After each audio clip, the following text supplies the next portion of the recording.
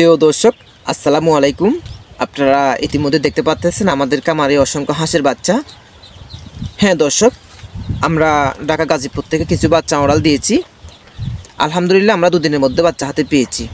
প্রিয় দর্শক, আজকে মূল ভিডিওটা হচ্ছে আমরা একদিন হাঁসের বাচ্চাকে কীভাবে ব্রুডিংটা করব, এই ভিডিওতে আপনাদেরকে দেখানোর চেষ্টা করব। অনেকে নতুন খামার করার জন্য অনেকে চিন্তাভাবনা করতেছেন, এটা আমি জানি। সো বন্ধুরা, একদিন হাঁসের বাচ্চাকে কীভাবে ব্রুডিং করে বা কীভাবে ব্রুডিং করলে আপনার বাচ্চা একটাও মারা যাবে না। হয়তো অনেকে কীভাবে ব্রুডিংটা করে এটা না জানার কারণে অনেকের বাচ্চা ঠান্ডা লেগে যায় বা দুর্বল হয়ে পড়ে বা ধীরে ধীরে মারাও যায়।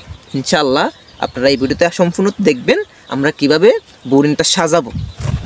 সো বন্ধুরা, দেরি কেন, শুরু করা যাক। তো বন্ধুরা, আপনারা দেখতে পাচ্ছেন আমরা সরাসরি বাচ্চার কাছে চলে আসলাম।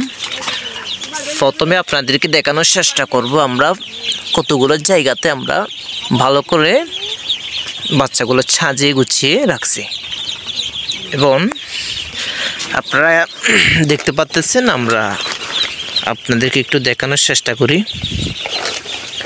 আমরা নিচে দিয়েছি, একদম নিচে দিয়েছি আমরা কালা পলিথিন, এর নিচে মাটি দেখতে পাচ্ছেন, কালা পলিথিন দিয়েছি, তুষ দিয়েছি, তারপরে বস্তা দিয়েছি। বস্তা দেওয়ার মানটা হচ্ছে হাঁসের বাচ্চাগুলো পায়খানা একটু বেশি করে, সেজন্য আমি কাগজটা দিই নাই। কাগজ দিলে তো তাড়াতাড়ি হঠাৎ করে ভিজে যাবে, সবগুলো মানে কাগজ ভিজে ফেলবে।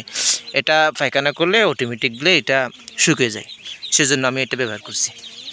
আর একটা দেখানোর চেষ্টা করব আমরা পাত্রের মধ্যে কতগুলো পাত্র দেখতে পারতেছেন। এই যে এটা দেওয়ার মানেটা হচ্ছে বাচ্চাগুলো খাওয়ার সময় এখানে যেন ভিজে না যায়, সেজন্য এটা দেওয়ার কারণ। আপনাদেরকে এটা লক্ষ্য করতে হবে। মাশাআল্লাহ, খুব সুন্দর লাগতেছে। সো আপনারা দেখতে পাচ্ছেন আমরা যেহেতু এটা বাচ্চা, সেজন্য এটা আমরা ছিটিয়ে দিচ্ছি আপাততে। ওরা কুজে কুজে এই খাদ্যগুলো খাচ্ছে, দেখতে পাচ্ছেন। প্রিয় দর্শক, আজকে এই পর্যন্ত। ভালো থাকবেন, সুস্থ থাকবেন। আসসালামু আলাইকুম।